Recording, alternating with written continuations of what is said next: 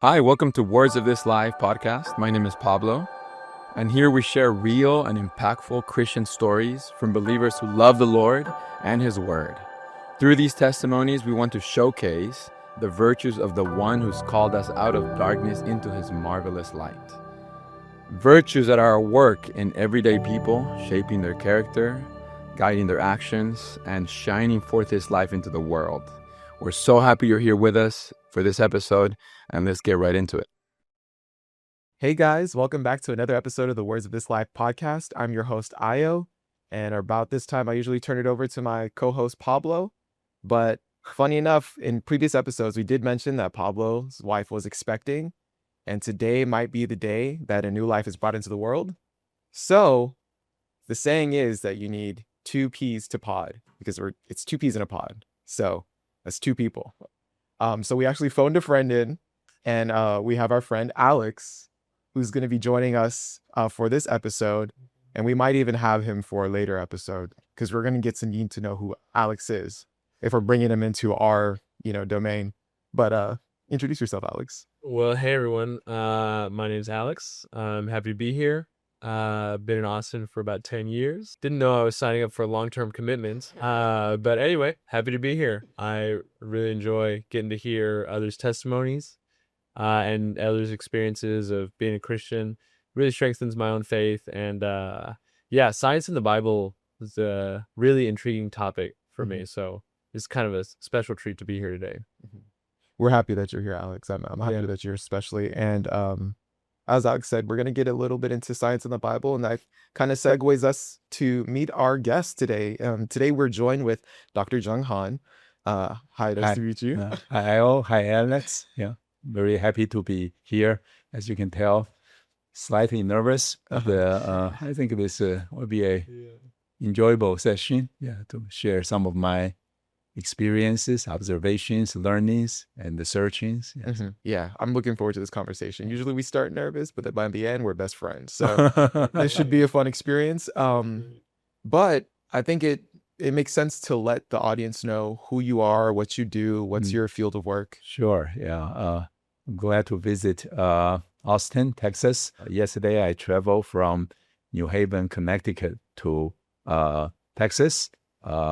I've been a professor at Yale University for 25 years.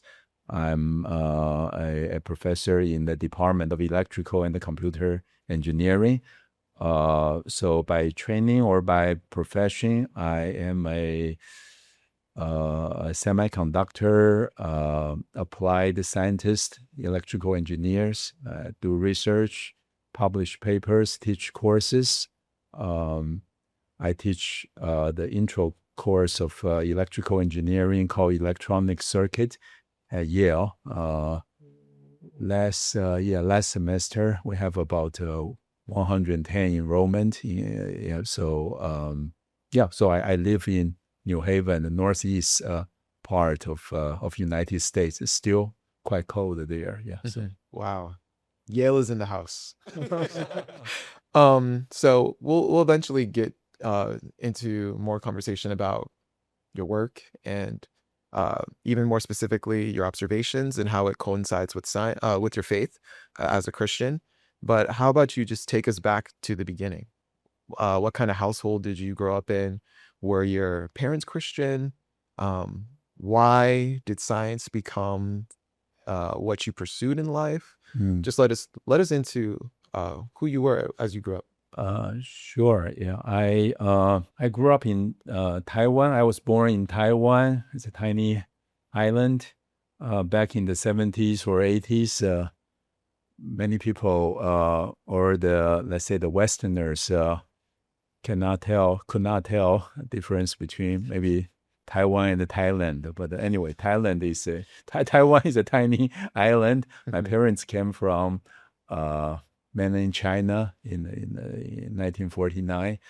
By the time I was born, they were Christians, and then my older brother had some serious illness. So then, because of that, my parents received Lord Jesus, and they practiced, or they were Baptists, the Christians, and my father is similarly a scientist engineer in the mechanical engineering discipline.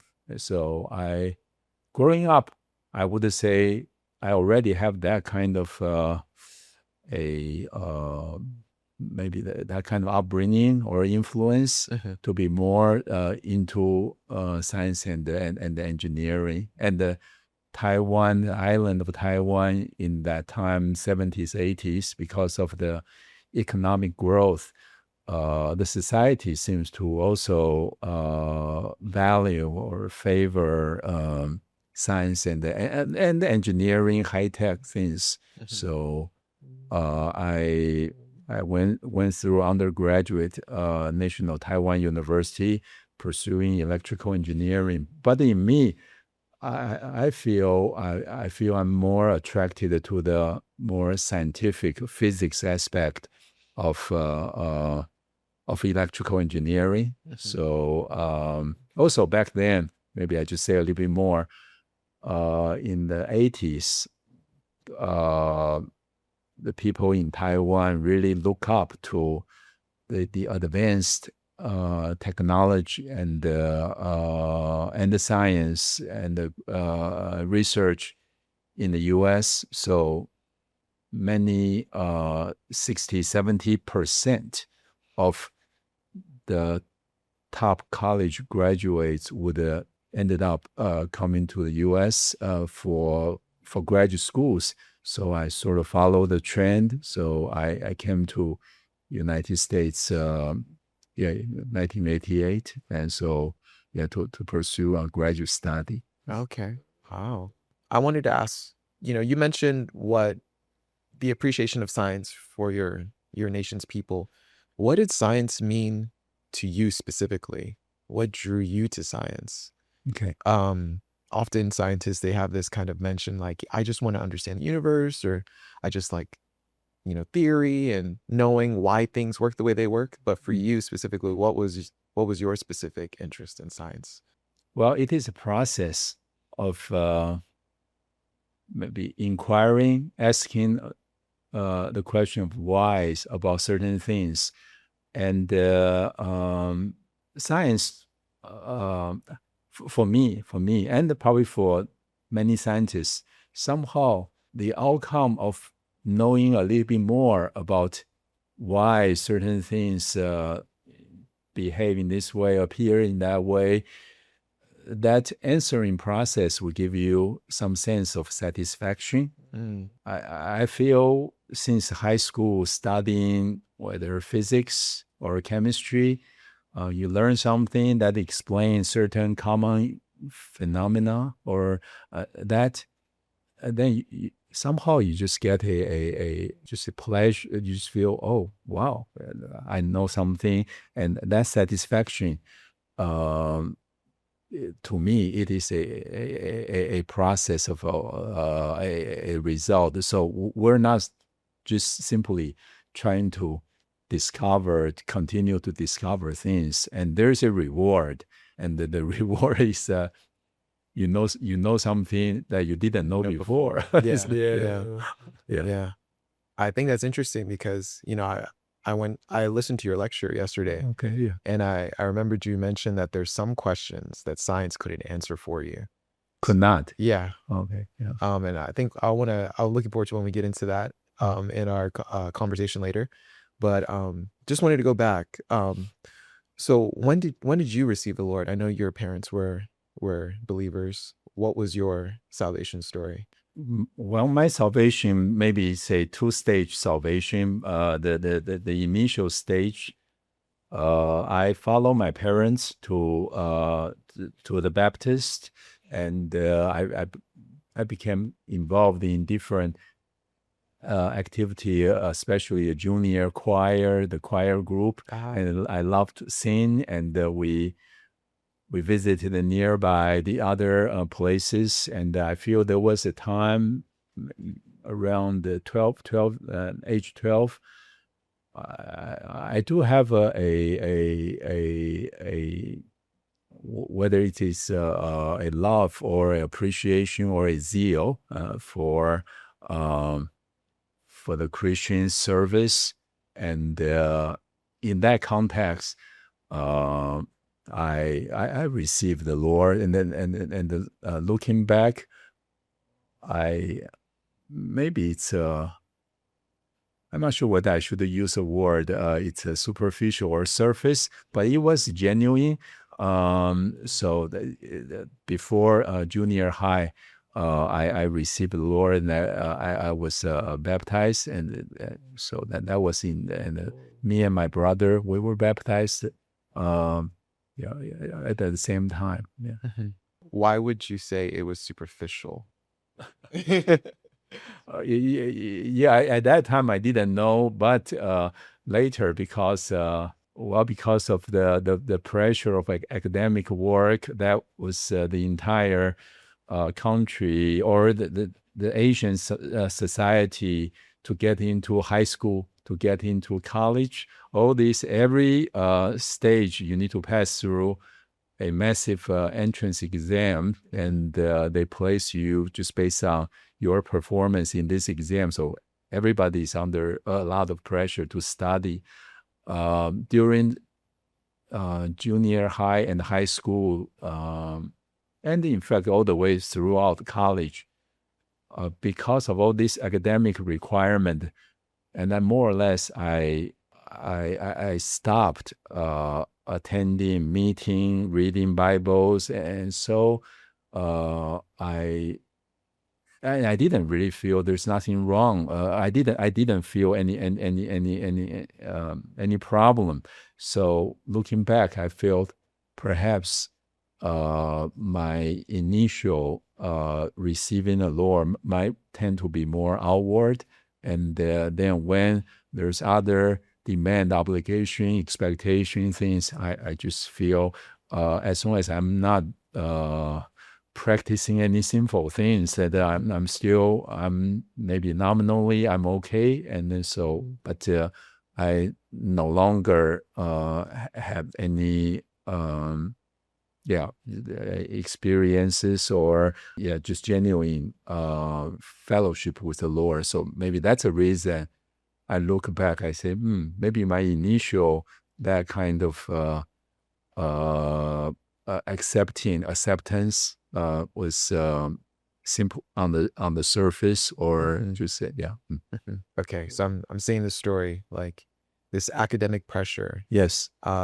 That's what's leading your life, like that's yes. But you can say it's academic pressure, but at the same time, the society seems to also appreciate, and so it's not my parents forcing me, but somehow the Oriental Asian society, they probably elevate straight A students and things like that. Yeah. So okay, and so let us know the journey from Taiwan to the United States, going through school, getting into applying for programs. What was that like?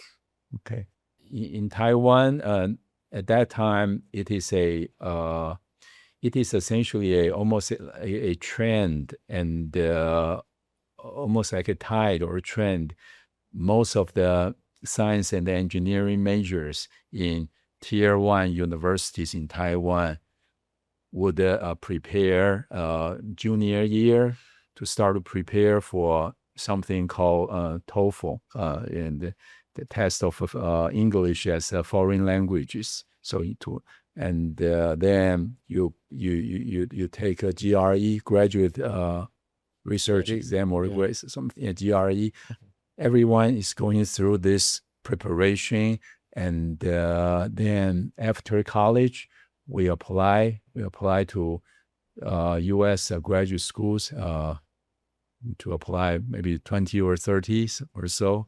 Everybody's doing it, and I wasn't unique, but at the same time, my parents, I know my father particularly wish his sons to come to the U.S. this is related to his own experience, and he wanted us to come to the U.S. To receive not only training and education, but to get a PhD degrees. Yeah. Maybe just without getting into too much details, I mentioned my dad. He was a scientist and very capable. Looking back, I feel he's very competent. He came to U.S. a few times, but somehow never, for whatever reasons, never ended up with a PhD degree, and that somehow may have affected his career. And then so he maybe impressed or influenced or us children that you need a doctoral degree. And to me, at a young age, that almost that becomes the unknowingly looking back, and maybe become the meaning of my life. So that was maybe the background. I didn't know that, but I came to the United States thinking I want to give my all, working very, very hard, give my best to get this degree. This thing that my dad somehow just couldn't lay hold of. Yeah. We'll get back to that. Yeah. But where did you end up? What university? What program? Why did you even why? Can I ask, Go on. what was your dream school? Looking back, we're all just very, very dumb. We just look at the no. We at that time there's no internet. Okay, Yeah. so it's not like a lot of information, reviews, things, to consider everything. We just get some published books ranking the U.S. graduate schools. Okay, so there are maybe big engineering programs, MIT, Stanford, and these are very big programs. And then the ranking goes down. Then Purdue and others, Illinois, Texas, Austin. These are all probably top 15 or so. I still remember. I can recite the sequence there. Wow. So traumatized by those things, and then so, and these schools, they predictably and follow a pattern from different Asian international programs. And they normally top program maybe will take the top 1% or the top 2 students every year, like that. And I graduated. I might be, I don't know, 7-8 the percentile, and I was not top 5 or top 3%. And so I more or less, I think, let's say. That is a mechanical matching and mapping almost. But I'm grateful that I was sent to Purdue, Indiana, or not Purdue. The town is called Lafayette or West Lafayette, Indiana. In the 80s or 90s, that's still a very it's a very interesting. Some people just say it's in the middle of nowhere, and it has a very a quality engineering program, but it's really completely just dissimilar to anything I have experienced in Taiwan, very metropolitan area. So anyway, I started my graduate research there. You go to supermarket, people would stare at you at that time, and they back in the 80s, there were not that many international or Asian or Chinese/Taiwanese students. So that was the backdrop. I bet that was a huge culture shock. Oh, for sure. Yeah, Indiana is very different than Taiwan. But how did you feel at that point? You know, like you had made it, you were in a PhD program. Yeah. Were you enjoying it? Was there relief? Were you just excited to be studying? How were you feeling? Do you remember? I was on a mission, right? So I was on a mission. So I was very focused. I feel whatever it takes, I'll give my everything, and to study in classroom, to learn in the research, and to find an advisor, to start to enter into particular field, start to explore, to learn. So I feel I was very, very focused.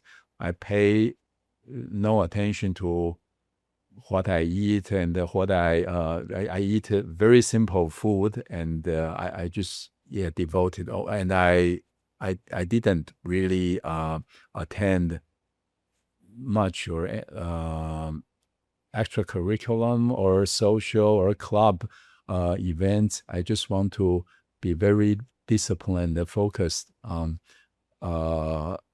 course and academic and research work during the first probably 6 or 12 months. And I wasn't sure whether I fit in this the U.S. higher education. I wasn't sure about the calibration. So that was the initial experience. And after one semester or so, 1-2 semesters, maybe 6 to 8 months, I start to feel I was getting good grades at Purdue and taking graduate level courses. I met my PhD advisor, and he agreed to take me as a PhD student, and I start to get into his field, and his initial maybe assessment about my progress was quite favorable or positive, and because my father gave me an impression. Not only this is important to get a degree, but also he said it's very difficult and very challenging. But after about 6 to 9 months, I start to feel this is doable. And based on the coursework, based on my initial interaction, and maybe the feedback from my advisor, who was quite prominent at that time, probably the most prominent professor in the electrical engineering department, with a faculty size of about maybe back then 70 professors. He was a very quite distinguished person, and so he gave a reasonably positive feedback. So that's so I feel okay. I made some good transition and gaining traction, and so I should be able to. This is doable given time. Maybe just put in another 3-4 years. Within reach. Yeah. That's awesome. I know you mentioned in your lecture that your advisor was very important to you, that you guys actually formed a strong relationship. Can you just speak a little more about that? What did he mean to you? What were your interactions like? And how did that help you? He is very serious and very dedicated.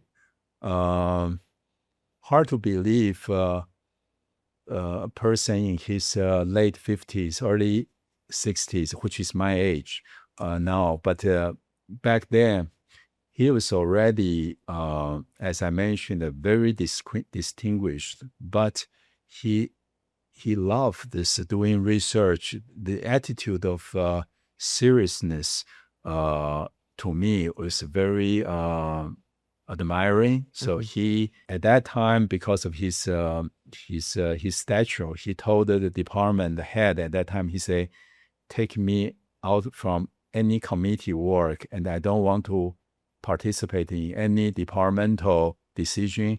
I want to spend all my time in the lab.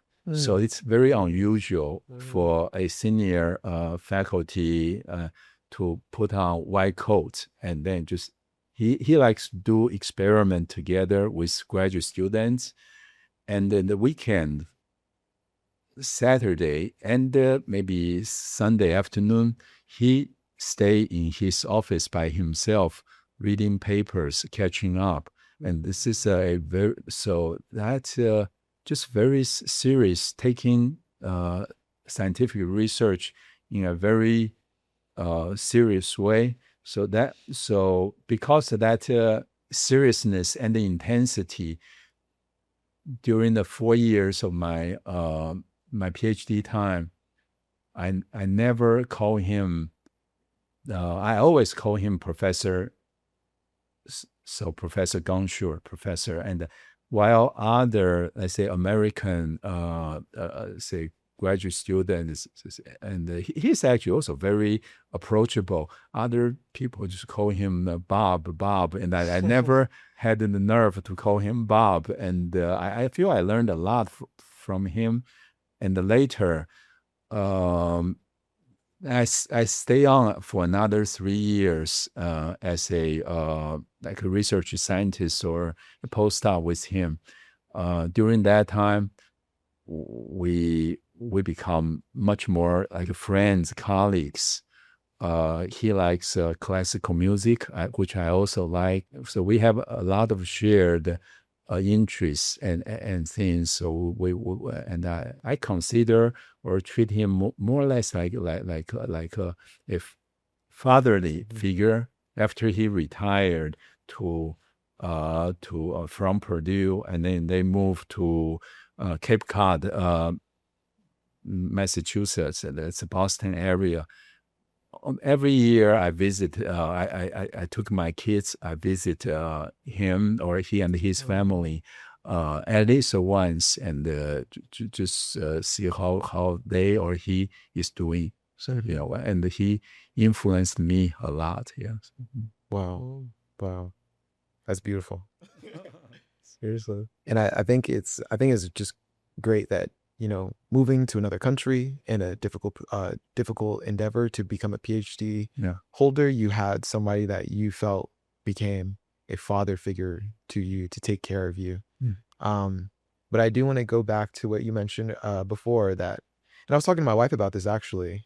We have a lot of friends that are in graduate or doctorate programs, and they had been seeking that for their entire life. Like it was the meaning of their life to become a physician. The only problem is that at 28, when you walk that stage or you matched with a residential program, essentially you've completed the meaning of your life. Yeah. And your life is maybe your third way through. I wonder if you had that kind of experience where it's like the PhD is like what my life is for. That's what I've oriented my whole purpose towards, but I'm about to get it. Was there a feeling of like there has to be more than this? Were there greater questions of purpose and meaning starting to stir up in you during that time?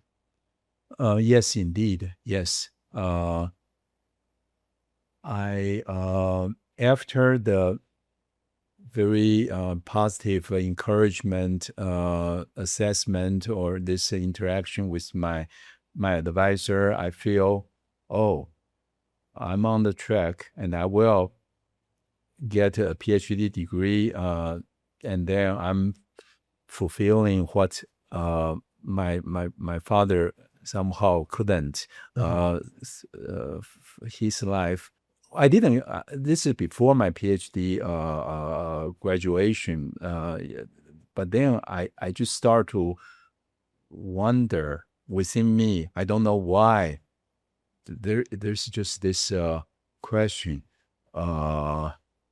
is this really, I'm still, 28 or 20, 26, 27, because it's second year graduate, in the graduate school. I just start to wonder, is this the meaning, the purpose of my life? It's not a very intense crying and I want to walk away from the scene. No, I was still doing it, but there seemed to be some doubt that is this just 100%? And even at that time, I start to have a tiny this question about this so what? That like, oh, even if I get a PhD degree, so what? And that kind of anticipatorial, this I anticipate this, but I feel this may not be that satisfying, and that combined with my prior experiences, I didn't really elaborate. For example, I had to work hard to get a good TOEFL score, English, this testing thing, and I need to study to go to some special training program. And then I got a very good TOEFL score. I was very excited for half day or something. Then I need to continue to, okay, now this is a score, TOEFL score. I need to put into this form of a graduate application. Then I need to move on to worry many other things. And when I received the admission, graduate school admission from Purdue, I was very excited for, I don't know, 2 days or 5 days or many days. But then still, it went away. And so those prior experience plus this PhD thing, it just caused me to wonder, oh, will life be just a continual cycles of these kind of things? And so I start to consider deeper things. And I also feel coming to U.S. to a very unfamiliar environment, somehow whether clear up my mind or cause me to ask deeper things about why I travel 10,000 miles and then try to do this, and what's the purpose? What's the purpose of my life? And I feel I start to that's it. That there's a turn there in me. Somehow there's just something in me just asking this kind of questions. Did you have anybody to talk to that about? Did you feel that other people felt the same way? Were you observing that kind of so what in the people around you, your colleagues? Back then, at that time, I had these questions. I don't think I was actively seeking answers, but I definitely know I have these questions, and I cannot tell whether others had the similar questions, and I'm not. I don't think I was the kind of person. Now probably I would maybe open up for this kind of thing. At that time, I was very, whether you say private or individual, Introverted. Yeah, and then so I may have mentioned briefly to back then. At that time, it's my girlfriend, or then we got married in 1990, and my wife, but I just have these kind of questions, and but it's not like immediately I start to actively search and to find the answers. Yeah. Okay.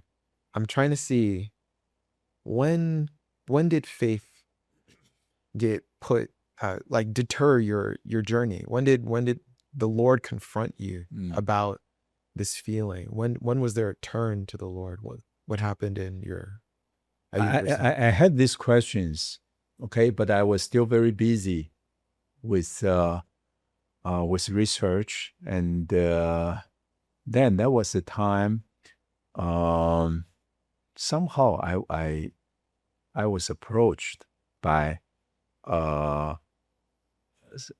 more senior PhD students in my department, and he invited me to a Christian group, and nominally I was born again Christian since age 12, but I stopped meeting. But this senior, the PhD student, he ran to me in engineering library, and he just say, just once, maybe this Saturday, just join us, almost out of courtesy. And I just say, okay, sure, yeah, I'll come.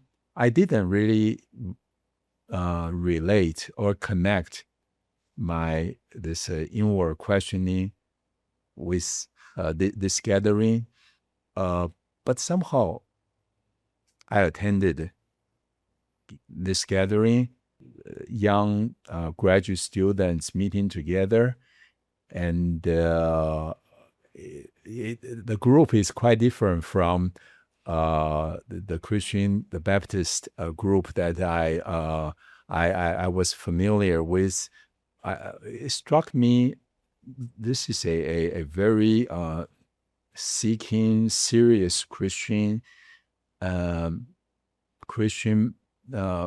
age, a young graduate student, and then very interested in reading Bible, very serious about the truth, very little, almost no social element there, and they don't talk about politics and sports and gathering. That, I don't know. At that time, I just feel, wow, this is very different. And I say maybe I should continue to meet once or twice and see how I feel. And they were reading the book of Romans, and I feel almost out of academic competitiveness or that kind of. I feel I grew up in the Baptist. I every Sunday I go to services, and how come they know Bible much more than I do, and then so I want to catch up and I start to read the book of the Romans, and then I feel at that time I don't think I really understand this profound book, but the words of God at that time start to give me a kind of assurance or a sense that what you have been searching for, the answer might be in the Bible related to God, and there seemed to be a taste of almost like a satisfaction in there. And I was very surprised. So I feel I should continue to meet with them. And yeah, that's, yeah. So looking back, I feel Lord is very merciful. And inwardly, I already, my heart has been somewhat softened a little bit. And then he arranged. So there are fellow Christians somehow reached out, and I'm glad I didn't just decline the invitation. And then I started to see the value, the preciousness, the reality in this Christian faith, which in principle I grew up with that, but there's not much thing real in me almost until back then. I think that's. Were you about to say something? Yeah. No, I was gonna. Well, what I was gonna say was I like how you mentioned that like there was you may not have understood like what the Book of Romans was about, but there was just that like sense within. I feel like for me, a lot of times like if someone were to really challenge me on on inconsistencies or something in the Bible, I would probably not have the answers for them. Oh. But a lot of times what makes like the Word of God so real to me is that sense that you get that there's something deep within that resonates Yes. with the Word of God. Yes. And that to me is like, maybe I don't have the answers, but it's kind of undeniable that that's there. One thing I was kind of wondering is, in your sharing last night with the college students, you mentioned this matter of inquisitiveness a number of times and just the importance of being inquisitive. And so I was wondering, how is that sense of like being inquisitive generated within you, and then like how did it kind of play into your knowing the Lord and like kind of finding the answers to those, that even though you said it was kind of like it was a small sense, but how did that kind of play into that finding the answer to that sense of like, so what? Okay. Well, this inquisitiveness in the science field, it was by training. My advisor is a very nice, very old-fashioned gentleman on the one hand, but every time I went to his office and we talk about almost any scientific, technical topics, he would ask me, why? So why? So he continually asks why. So eventually I realized I do need to, when I read the papers, I need to, okay, so there's that aspect of training, cultivating you to develop a this kind of inquisitive attitude in the science field. There's that part. Yeah. I wasn't sure whether I'm not sure whether it's because of that kind of training. In college time, we're just given in our study that doesn't really require that level of inquisitiveness. So, okay, so graduate study prepares concerning the purpose, the meaning of my life. I don't know whether that's triggered by or it's that part I can't remember, but I just feel there's a very natural like the welling up of these kind of questions, and there are in fact many experiences during that period of time. I went to a student activity, or I went to, perhaps in my spare time, I went to see a movie. After a movie, then I just feel that's not very satisfying. And whether it's a worldly entertainment or academic accomplishment or reaching, it seems many and almost like all of the things that I experienced could not satisfy. There seems to be something deeper, and out of my very limited experiences as a international graduate student, I only experienced 10% of life experience. I start to extrapolate, start to think, oh, perhaps even if I become this or that, whether it's accomplished, famous, or probably will not be that satisfying.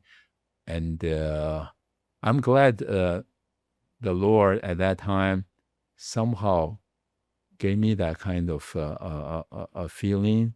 Everyone should have, and we know by reading the biographies, by interacting with different people, many people probably have a similar experiences, inquisitions of different intensities, perhaps. Yeah. But I would say I do have this this tendency. If I sense something that's worth pursuing, I would give as much as possible, like all to the worthwhile, valuable things, like the graduate study at Purdue. And then, so after the third year or so in graduate school, I more or less feel, wow, this is Christian faith, Lord Jesus, Bible, even though I probably only know 5%, very, very little, but I just have this, affirmation almost. I feel I really should give as much as possible to this pursuit. I think it's interesting how you said you had all these experiences and it was dissatisfaction over and over again. And it's kind of like a mystery, like why do I feel that way? And you even mentioned like most people probably feel that way too. I wonder, was there, when you were reading the Bible, was there a verse? Was there like a chapter? Was there something that was like, oh, that's what I'm feeling? Did you ever have that experience? That's why I feel that way. That's years later. Yeah, years later. Yeah, last night I did show a slide of this quoting Ecclesiastes 3:11, right? And then so, yeah, this verse, in fact, that chapter, that part is written by King Solomon, and supposed to be the wisest person ever lived. And he talked about there's a time for this, there's a time for that.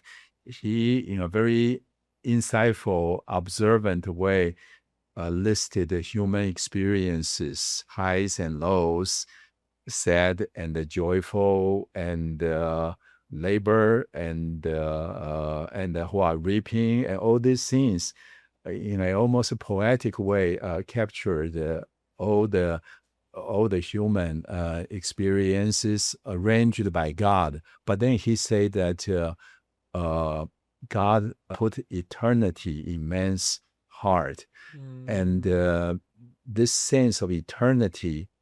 And in one of the very good footnotes, opened up this word, and to match our experience there, it's a divinely implanted.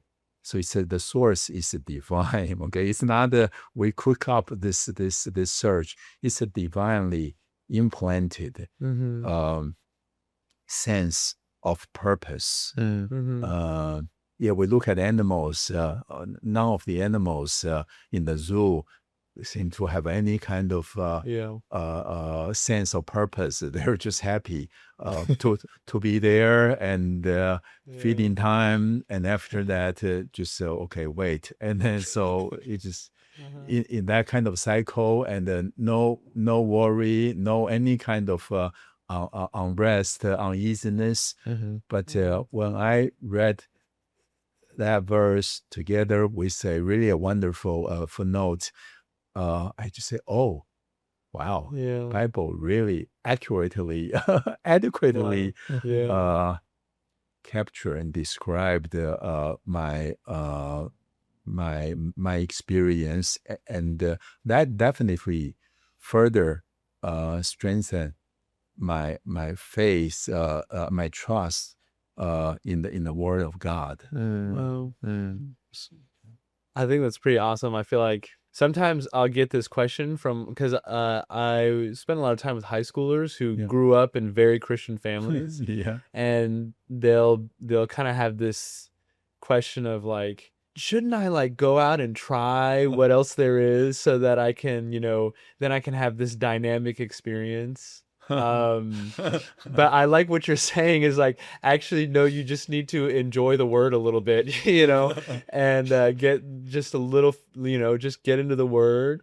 And I feel like, maybe people, since, you're a Yale professor and everything like that, may think like, you were convinced by all this study or anything like that. But anyway, I really like that it's just a simple matter of enjoying the word a little bit, that kind of cut through everything else and was what really established you in your faith. It wasn't something so grand, it was just a simple enjoyment of the word. It was really awesome. Yeah, thank you for saying that. But at the same time, I do see a lot of the young people growing up in a Christian family and wondering about what's out there, right? Yeah, and I and even toward my children, I try my best to share my genuine experience and the enjoyment, and but at the same time, I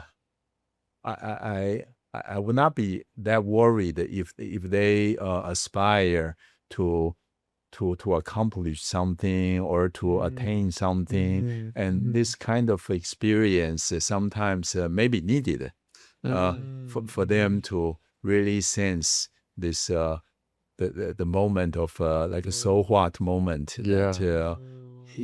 So it's wonderful that we have been all divinely implanted. So the outward accomplishment, success, all these things only serve to maybe prove to the mismatch with this this divine So I don't want to use the word program. That sounds just robotic, but when I look back, I feel, wow, it's the Lord's mercy that all of us are created in particular way. Yeah, it's wonderful. I do want to speak a little bit about the intersection between science and faith. Often people think like, the more I study science, the more I'm going to be pulled away from God. And the more I pursue the Lord, maybe the more I'm pulled away from science or academia. But even in our conversation with Dr. Diller, we saw that faith and science, they can be held together and they kind of complement each other. I wonder what is your perspective? What have you seen is the intersection between faith and science? And how did that support you as a scientist and a professor, and even in just generally in your career? Science to me is as Professor Diller said, it is a process or a methodology. In my case, through graduate training, I received this training. I know how to apply in a very systematic way. To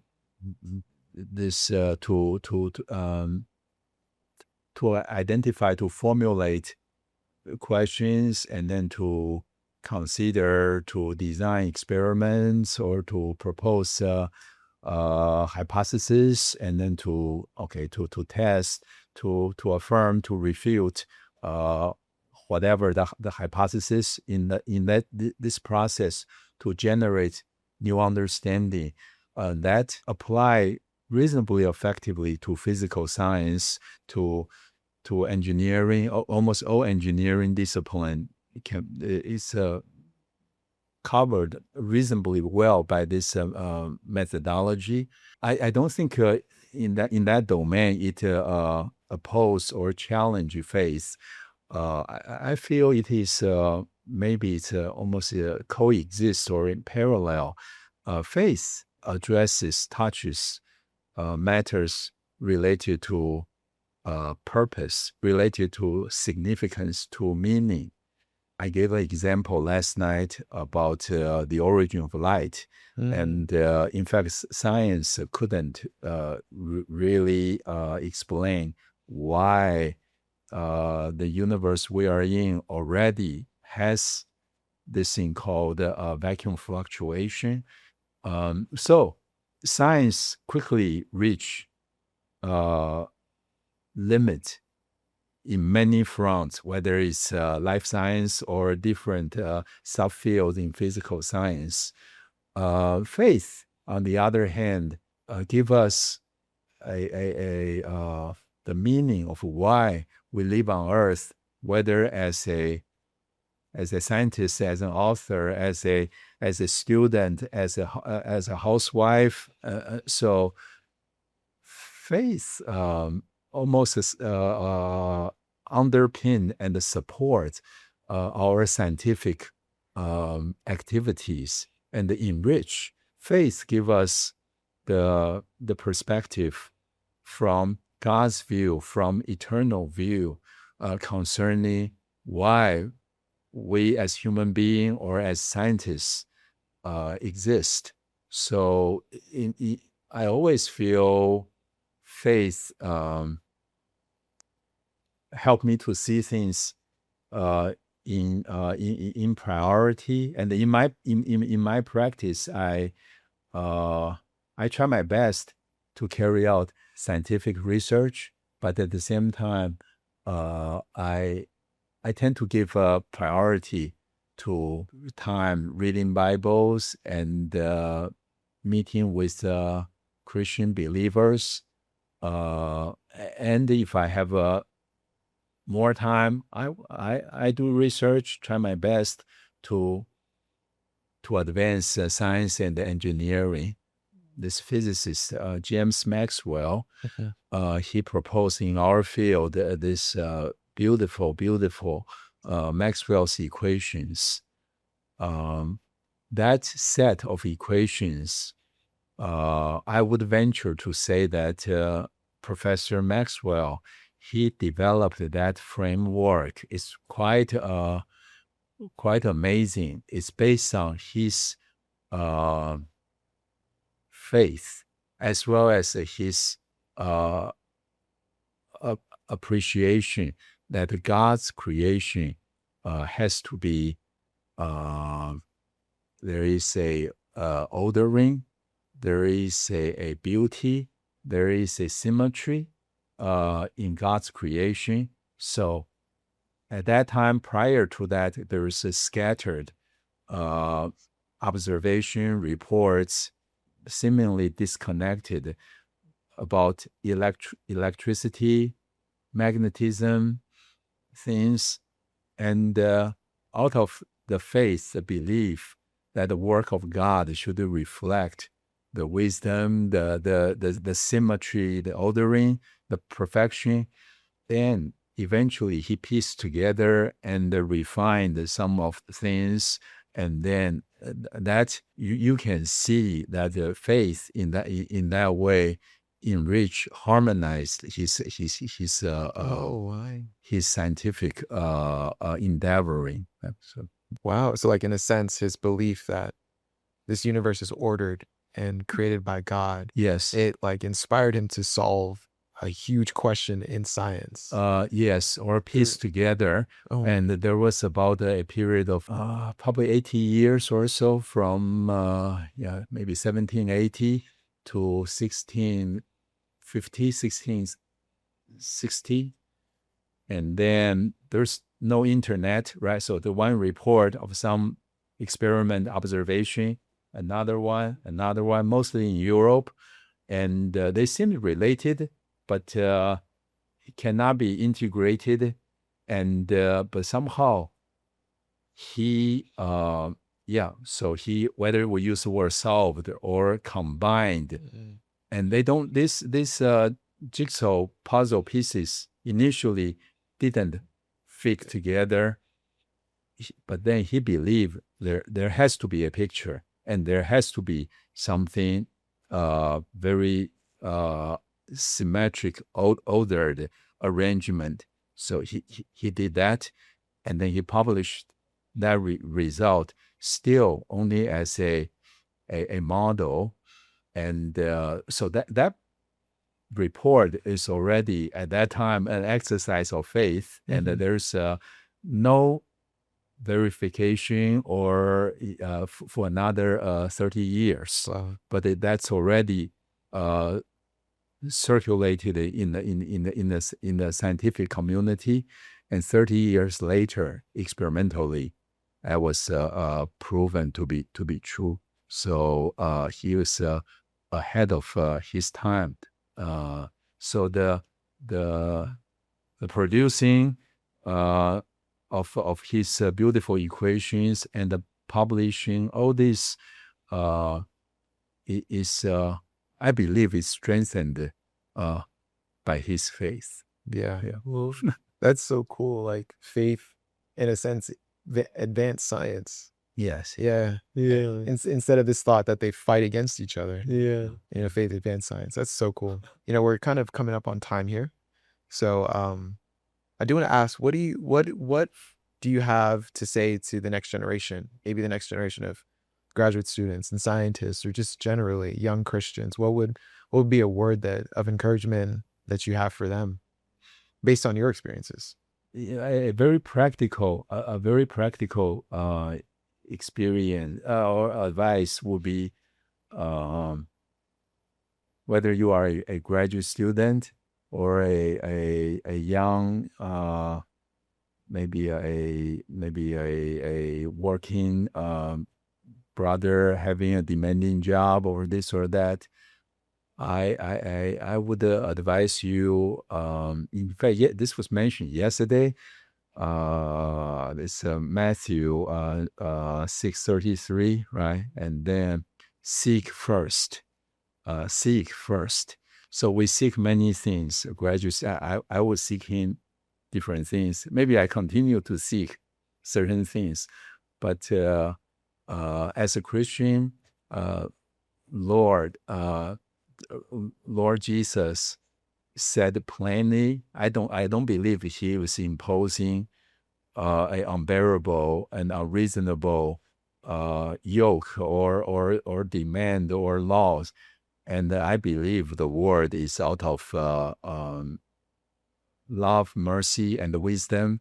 Seek first his Father's kingdom and the Father's righteousness. In my career, my experience, whether in graduate school at the Sandia or National Labs or at Yale,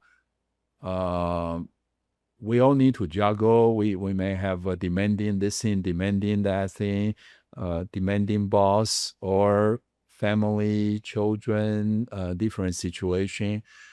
I would encourage all the graduate students, while you are young, in your heart, to set the priority and place the kingdom, God's interest, God's purpose at the upper, if not the first, priority when in time allocation, in different in decision making. You just ask the Lord, and then once you set that priority, everything else somehow the Lord will take care us. Somehow I feel I try to practice and to practice that, and I feel I have been blessed in that way, and that's the advice I give to my son, my daughter. So yeah, just an Awesome. immediate follow-up question. yeah. So I want to be like, okay, Dr. Han, like, seek first the kingdom. Like, what does that look like on a daily basis? Like, what does that look like practically? I know you mentioned, time allocation. What do you mean by that? Or, allowing the Lord into your decisions, like day by day, Sure. what does that look like? Especially, I was kind of wondering, especially, if you're in a rigorous PhD program, or you mentioned like a demanding job. Yeah. You know, Yeah. it seemed to like Yeah. be Sure. Yeah. Practically, as a Christian, and we spend time getting into, or I can use the word, maybe a slightly better word, to enjoy the Word of God, read the Bible, spend time to pray, to interact, to fellowship with God. This all take time. And we meet with the fellow Christian believers. We can encourage each other. We supply, we receive. So these are all very wonderful experience. All these need time. And so practically, I consider these things, these to me are very crucial and vital. So in my time management, I normally set aside this time already. When I budget, like you budget, you have monthly income, right? You receive, however, maybe $5,000 per month. This is your income. And then you just set aside, okay, $1,500, that's already set aside for something. Then the remaining $3,500, okay, I'm going to now see how do I do this. So in my practice, I'm not alone. This, in fact, such a fellowship, such a advice is given to me by brothers, which is more senior, more experienced. Basically, they say, in your planning, when you consider to meet the deadlines, to finish things, don't include these times of Bible reading or those times. Just out of your 168 hours per week, right? Just set aside those time and then try to optimize and maximize your whether efficiency or effectiveness of the remaining time. Okay, then yeah, so I have a proposals to write, courses to prepare. I was involved in several startup companies and the things different. Okay, so all those things, the time required, fine, is from the remaining time. Okay, so I try to juggle all those things with the remaining time. I would never touch the meeting time, the time to pray together with other brothers, sisters. And so seek first. You can seek other things using the remaining resources. And another important thing we need to, I learn to come to maybe peace, that we try our best to do to accomplish things using the remaining time.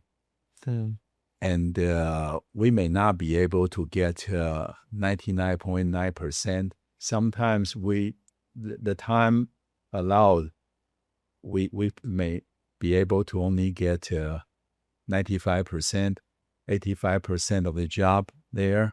And then, well, we already tried.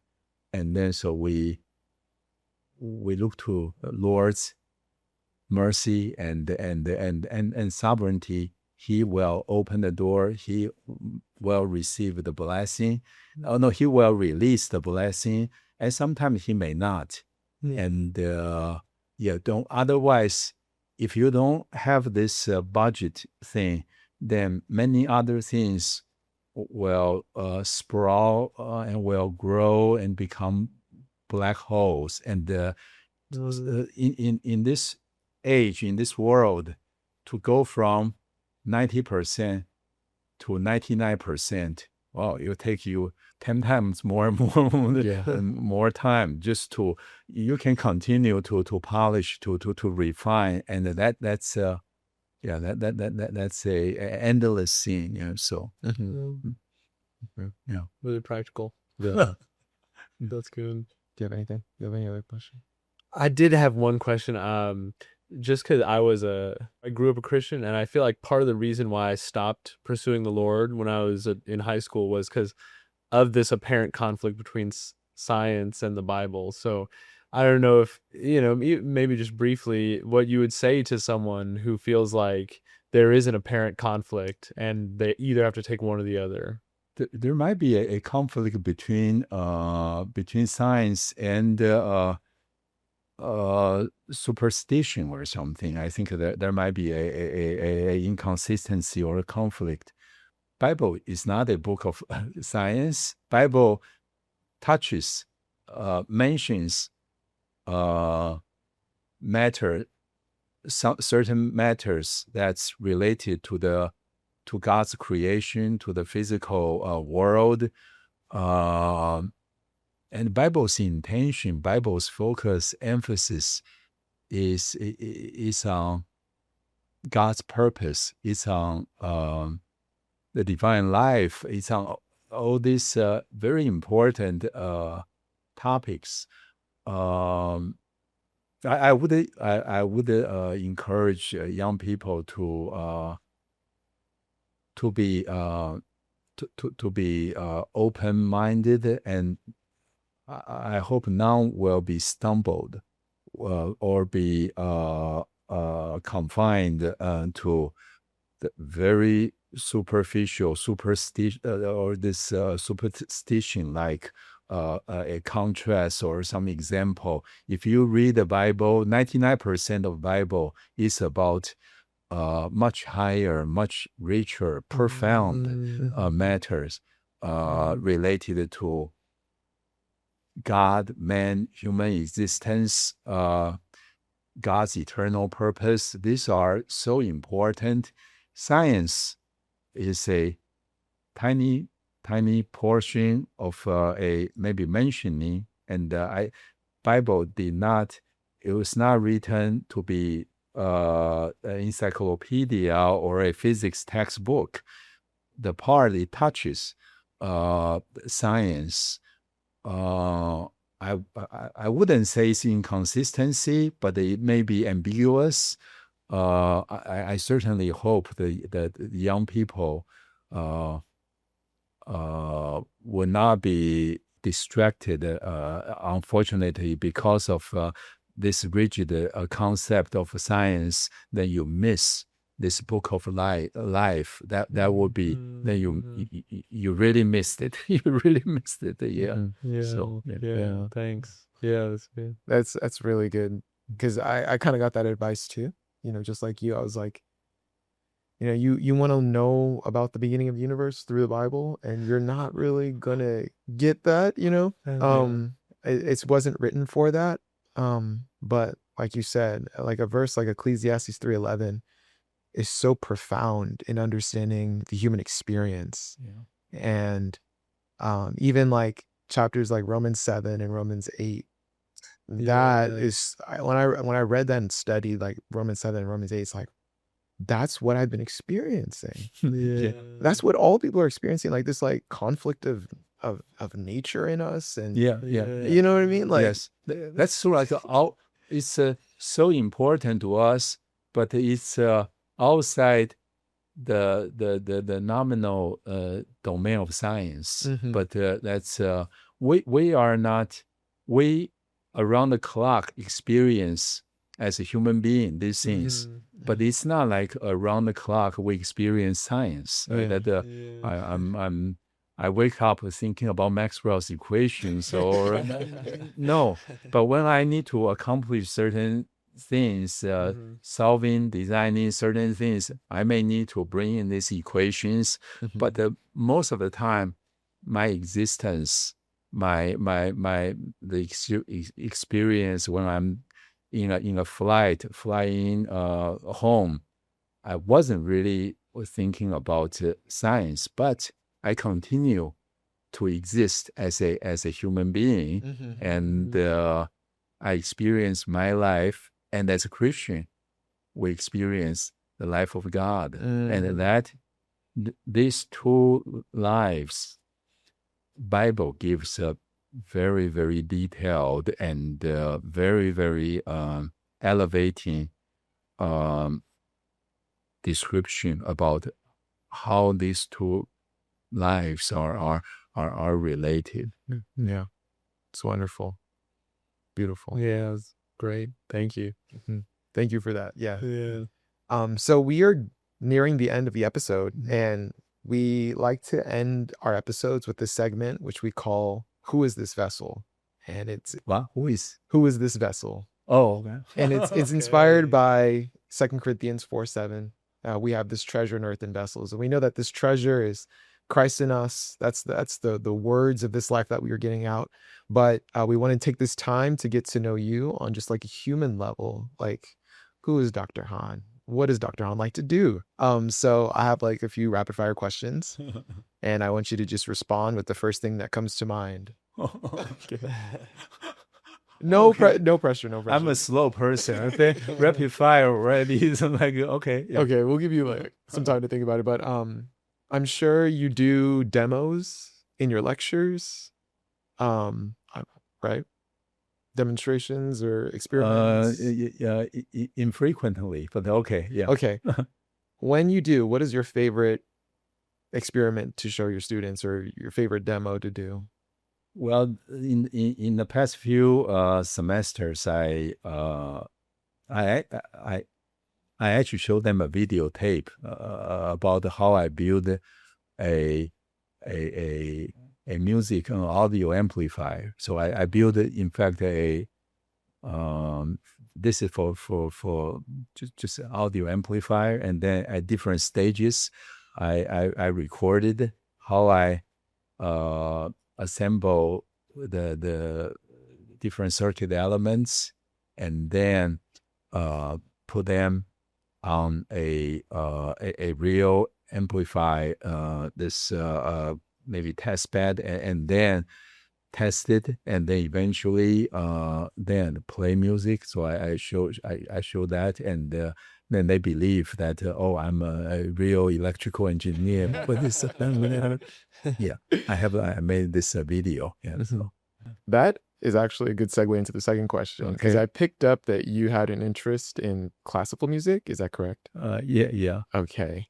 Can you just give me maybe your favorite artist, favorite piece of music, a classical music that Sure. Yeah. Many. I think more ancient ones or more classic one would be Bach, J.S. Bach, and I feel his music is quite divinely inspired, or maybe we can say a lot of his work was commissioned probably at that time by the maybe Catholic or some churches, and then for maybe service, it may have that context. So a lot of his work, you just feel the ordering, the symmetry, and if you listen to that, so I like him a lot. That's a classical, and more recent one. Still part of the classic music. I like Schubert.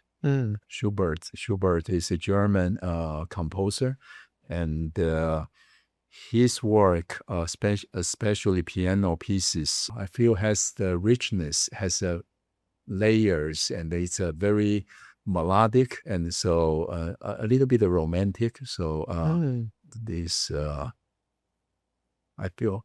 Seems like I'm already very dinosaur-like here. So, but anyway, so whatever. Yeah. Yeah.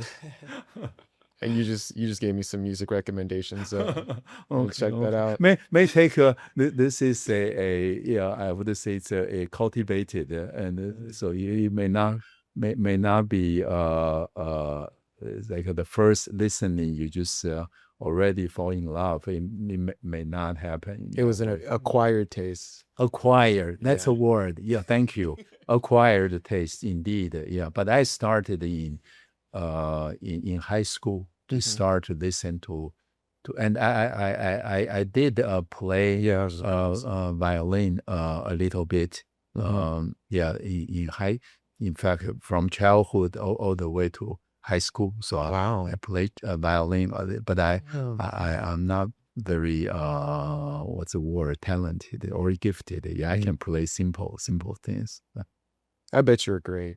All great musicians sound exactly. I dabble here. Yeah. Okay. Last question, unless you have one. Mm-mm. Okay. Do you have any do you have any grandchildren? Not yet. Not yet. Okay. No. What was your favorite thing to do with your kids for fun when they were growing up? Oh wow, that's a distant memory. Well, I like to take them to outside or to museums, to zoos and those kind of things. And to be honest, I can hardly remember, but I do remember bringing them, holding, carrying my daughter and to different events. But back then, wow, work plus sometimes right the Christian church and these things, and sometimes I feel I didn't as father didn't spend enough or quality time with my kids, but my wife often say that I am a good dad, and she tried to maybe, I don't know, comfort me. Yeah, I feel I hardly remember much. Yeah, so Oh, that's cute though. Oh yeah, it's cute. No, it's cute for sure. I feel like, I didn't ask it before, but I feel like it'd be irresponsible if I didn't. What is your favorite subject to teach your students? I'm sure you have more than one course. I have 3 to 4, 3 regular courses, and the one it's in between years courses. One on optoelectronics, sort of like less nice, that kind of content. One is a service course, electronic circuit, to the gateway to our department. There's a circuit course. And one is a materials, talking about materials. I like the materials. The name is electronic materials and semiconductors. I like that course. I don't really know why. Talks about thermodynamics. I like thermodynamics. I like to describe how atoms interact to come together to become materials and substances. For whatever reason, I like that topic. I like thermodynamics when I took chemistry too. I wasn't that good at it, but it was interesting. Okay. Yeah. Okay. Well, thank you for making time for us. I know your schedule's really busy. You just did the lecture yesterday, and next morning it's like let's get you on the podcast. But really appreciate you taking time to speak to us. It's been a good conversation, and just want to say thank you. Yeah, thank you, Io and Alex, for making this session really enjoyable. And yeah, I was very fear and trembling, but I feel thank you very much. I told you, you start nervous, by the end we're best friends. Yeah, it's still new experience for me. So thank you. This was great. Yeah. Yeah. Well, guys, that's the end of another episode of the Words of This Life podcast. Make sure you like, subscribe, share with a friend, and check out our website. There you can interact with us, give us podcast ideas, share some feedback. But we'll see you on the next episode.